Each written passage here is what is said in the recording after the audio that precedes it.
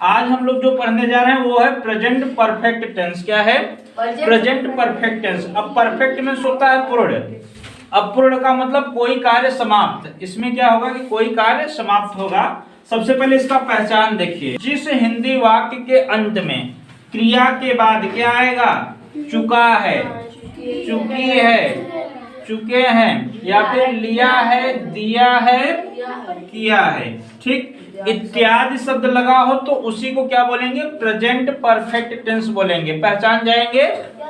हाँ, परफेक्ट का मतलब होता है पूर्ण यानी समाप्त। इसमें होता क्या है कि कार्य बोलते समय समाप्त होता है। जिस समय आप कहते हैं या कोई उस कार्य को बताते हैं उस समय कार्य समाप्त होता है। जैसे देखिए, वह पत्र लिख चुका है, यानी इस समय जिस समय मैं बोल रहा हूं उस समय पत्र लिखने का कार्य बिल्कुल समाप्त हो गया है। वह पत्र लिख चुका है। अब इसको ऐसे भी बोला जा सकता है कि वह पत्र लिख लिया है, लिख लिया है, ठीक ना, ऐसे भी बोल सकते हैं। या फिर उसने पत्र लिखा है, ऐसे भी बोला जा सकता है, ठीक ना। यहाँ लिखा है ना कि चुका है, चुकी है, चुके हैं इत्यादि शब्द भी आता है, या फिर लिया है, दिया है, किया है। अब इस सेंटेंस को देखिए, लड़के स्कूल गए हैं, यानी जिस समय बोला जा रहा है वो जाने का कार्य समाप्त हो चुका है, यानी चले गए हैं। बात समझ में आएगी नहीं? तो परफेक्ट को पहचान जाएंगे। कैसे पहचानेंगे भाई? बोलो। हाँ, हिंदी वाले सेंटेंस में क्या आएगा? चुका है, चुकी है, चुके हैं, लिया है, दिया है, किया है। इसका मेन मकसद यह होता है कि बोलते समय कार्य पूरी तरह से समाप्त हो, तो उसी को क्या बोलेंगे? Present perfect tense. अब देखिए इसका हेल्पिंग वर्ब। आपको परफेक्ट टेंस बनाने के लिए हेल्पिंग वर्ब या तो हैज लगाएंगे या तो है। अब यहाँ लिखा है हैज। हैज का यूज आप वहां करेंगे जब आपका सब्जेक्ट सिंगुलर हो। सब्जेक्ट क्या होना चाहिए? सिंगुलर। सिंगुलर बोले तो एक वचन। और हैव कब लगाना है? जब आपका सब्जेक्ट क्या हो? प्लूरल नंबर में हो, है ना। यहाँ देखो ही के बाद क्या है? हैज। ही सिंगुलर है, सी हैज ना, और it has, Ram has, Shyam has, Sita has, Sita has, है ना। ये सब सिंगुलर है। और वही प्लूरल सब्जेक्ट आएगा तो आपको हैव लगाना है। जैसे यू हैव, ठीक, दे हैव। दे क्या है? प्लूरल है ना, बहुवचन। हाँ, वी हैव। आई के साथ भी आप हैव लगाएंगे। I have. जैसे द बॉयज हो जाए, बॉयज हैव, क्योंकि एक से अधिक है। हाँ, जैसे कहा जाए राम एंड श्याम, तो एक से अधिक हुए कि नहीं? तो इसके साथ भी क्या लगाएंगे? हैव। तो सिंगुलर नंबर सब्जेक्ट यानी एक वचन सब्जेक्ट के साथ आप हैज लिखेंगे, और प्लूरल नंबर यानी बहुवचन सब्जेक्ट रहेगा तो आपको लगाना है हैव। याद रहेगा? आप इसमें वर्ब क्या लगाएंगे जानते हैं? वर्ब का थर्ड फॉर्म लगाना है। क्या लगाएंगे? हाँ, जैसे देखिए गो मीन्स क्या होता है? जाना। तो वेंट और गॉन, ठीक। ये है फर्स्ट फॉर्म, ये है सेकेंड फॉर्म, और ये है थर्ड फॉर्म। तो आपको इसमें वर्ब की थर्ड फॉर्म लगाना है, यानी फर्स्ट फॉर्म काम नहीं करेगा, सेकेंड फॉर्म नहीं लगाना है, क्या लगाना है? Third form. तो आपको वर्ब का थर्ड फॉर्म लर्न होना चाहिए। बिना थर्ड फॉर्म के आप परफेक्ट टेंस का नहीं बना सकते हैं, ठीक ना। जैसे देखिए सी मीन्स क्या होता है? देखना। सी मीन्स देखना होता है, लेकिन इसको लिखने से काम नहीं चलेगा। इसका सेकेंड फॉर्म सा और सीन, सीसा सीन, तो ये काम करेगा, ठीक ना। सीसा सीन। राइट मीन्स क्या होता है? लिखना, ठीक। तो रोट और रिटेन।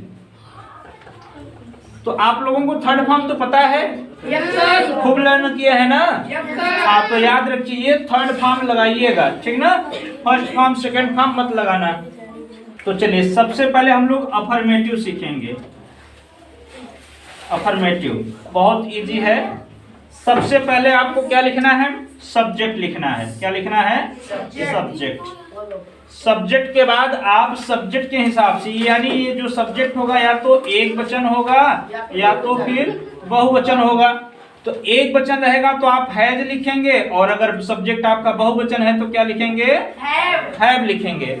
उसके बाद आप वर्ब का थर्ड फॉर्म लगा करके ऑब्जेक्ट लिख लेंगे। इस तरीके से हो जाएगा। लास्ट में फुल स्टॉप। ये है आपका स्ट्रक्चर। अब इस सेंटेंस को देखिए, वह स्कूल गया है। अब इसमें आपको ऑब्जेक्ट को पहचानना है, ठीक ना? क्या ऑब्जेक्ट है? स्कूल। तो स्कूल को यहां से कहां लिखना है? सबसे लास्ट में। पूरे सेंटेंस में आपको यही तो पहचानना है कि ऐसा कौन सा वर्ड है जिसको लास्ट में लिख दें, है ना? तो वह के लिए ही। अब ही एक वचन है, बहुवचन? एक वचन। सिंगुलर है ना? तो एक वचन है तो क्या लगाना है? Has. He has. Go means जाना होता है, लेकिन इसका थर्ड फॉर्म क्या लगाएंगे? Very good. गोज नहीं यार, गॉन, ठीक ना? तो ही हैज गॉन। अब स्कूल को लास्ट में कर दीजिए, to school. He has gone to school. बात समझ में आया? नेक्स्ट सेंटेंस देखिए, अध्यापक यह पाठ पढ़ा चुके हैं। अब ऑब्जेक्ट क्या है? पाठ नहीं, यह पाठ। हाँ, पूरा इसको समझिए, ठीक ना? ऑब्जेक्ट समझेंगे तभी आप बना पाएंगे। तो यह पाठ जो है यहाँ नहीं लिखना है, इसको कहाँ लिखना है? सबसे लास्ट में। यहाँ देखो ऑब्जेक्ट है ना, सबसे लास्ट में लिखना है। सबको समझ में आ रहा है? तो अध्यापक है तो क्या बोलेंगे? The teacher. अब बताओ, टीचर एक वचन है बहुवचन? क्या लगाए? हैज। Very good. अब पढ़ाना, टीच मीन्स पढ़ाना। हाँ, थर्ड फॉर्म इसका होता है टॉट। टॉट, ठीक। The teacher has taught. अब यह पाठ है, लास्ट में कर दीजिए दिस लेसन। This lesson. बात समझ में आया? The teacher has taught this lesson. कितना आसान है, आपको केवल ऑब्जेक्ट को पहचान करके उसको सबसे लास्ट में लिख देना है। नेक्स्ट सेंटेंस देखिए, हम क्रिकेट खेल चुके हैं, ठीक। हम क्रिकेट खेल चुके हैं। इसमें कौन सा ऑब्जेक्ट है? Very good, cricket. बस क्रिकेट को यहाँ से हटाओ, ठीक ना? क्रिकेट को यहाँ नहीं लिखना है, लास्ट में लिखना है। हम के लिए वी। अब बताओ, वी के साथ क्या लगाए? हैज के हैव? हैव, क्योंकि वी क्या है? प्लूरल है, बहुवचन है। तो वी हैव। प्ले मीन्स खेलना, प्लेड। हाँ, इसमें ईडी जोड़ दो ताकि ये थर्ड फॉर्म हो जाए। We have played. क्रिकेट को लास्ट में कर दीजिए ना। We have played cricket. Next sentence देखिए, मैं यह कहानी सुन चुका हूँ। तो लास्ट में किसको करना है? यह कहानी। इसको यहाँ नहीं करना है। मैं के लिए आई, और आई के साथ अभी बताया गया है क्या करना है? हैव। I have. हियर में से सुनना, तो इसका थर्ड फॉर्म हर्ड। हियर का थर्ड फॉर्म क्या होता है? हर्ड। I have heard. अब यह कहानी है तो लास्ट में लिख दीजिए this story. I have heard this story. बात समझ में आया ना? निगेटिव में आपको क्या लगाना है? या तो नॉट लगाना है या तो फिर नेवर, ठीक। सबसे पहले आप सब्जेक्ट लिखेंगे। सब्जेक्ट के अकॉर्डिंग या तो हैज या तो हैव। उसके बाद या तो नॉट या तो फिर नेवर, जो भी रहेगा, ठीक ना?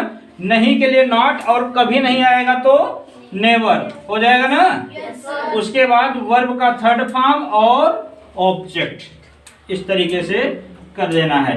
कुछ नहीं करना है, केवल वर्ब के पहले या तो नॉट आएगा या तो फिर नेवर आएगा, हो जाएगा निगेटिव। इस सेंटेंस को देखिए, वह किताब नहीं खरीदा है, ठीक ना? तो इसमें भी सेम अफर्मेटिव की तरह केवल ऑब्जेक्ट को पहचानिए और ऑब्जेक्ट को सबसे लास्ट में लिख दीजिए, हो जाएगा। वह के लिए ही, अभी क्या है? सिंगुलर है, तो इसके साथ हैज या है क्या? हैज। He has. नहीं के लिए नॉट। खरीदना, बाय मीन्स खरीदना होता है, थर्ड फॉर्म बॉट, ठीक। और ही हैज नॉट बॉट। अब किताब है तो किताब के लिए अ बुक या दी बुक लगा लो, मैं ताजमहल कभी नहीं देखा हूँ। अब इसमें किसको लास्ट में करना है? ताजमहल को। ठीक, जो भी ऑब्जेक्ट हो, ऑब्जेक्ट का मतलब कोई नाउन, कोई सामान, कोई इंसान भी हो सकता है, ठीक ना। तो ताजमहल को यहाँ नहीं लिखना है, सबसे लास्ट में। मैं के लिए आई के साथ क्या लगाते हैं? हैव या हैव? हैव। I have. कभी नहीं के लिए इस बार नेवर लिखना है। नहीं के लिए नॉट लिखा जाएगा और कभी नहीं के लिए नेवर। तो I have never. See means देखना, seen. I have never seen, third form लगाना है ना। और दी ताजमहल, ताजमहल ना। I have never seen the Taj Mahal. वे मैच नहीं जीते हैं। अब किसको लास्ट में करना है? मैच को। मैच को यहाँ से हटाओ, ठीक ना, सबसे लास्ट में लिखना है। वे के लिए क्या होता है? दे। अब आपको पता है कि दे क्या है? बहुवचन। तो बहुवचन के साथ क्या? हैव। तो दे हैव। ठीक। नहीं के लिए नॉट। विन मीन्स जितना होता है, इसका थर्ड फॉर्म वोन होता है। दे हैव नॉट वोन। अब मैच को लास्ट में कर दीजिए, दी मैच। दे हैव नॉट वोन दी मैच। कितना आसान है कि नहीं? पिताजी चाय नहीं पी चुके हैं। अब लास्ट में किसको करना है? चाय को। एक बच्चा कह रहा है पिताजी को। नहीं भाई, ये पिताजी तो पीने वाले हैं, ये सब्जेक्ट है। सब्जेक्ट को थोड़ी लास्ट में किया जाएगा, सब्जेक्ट तो सबसे शुरू में रहता है। चाय को लास्ट में करना है। तो दी फादर, दी फादर। पिताजी तो एक वचन है, तो हैज लगा लो। नहीं के लिए नॉट लिखो। पीने के लिए वैसे ड्रिंक लिखा जाता है, लेकिन चाय पीने के लिए भाई टेक लगाना। हाँ, क्योंकि इसको पेट भरती तो पिएंगे नहीं, है ना, इसलिए टेकन। और लास्ट में चाय को कर दीजिए। तो the father has not taken T.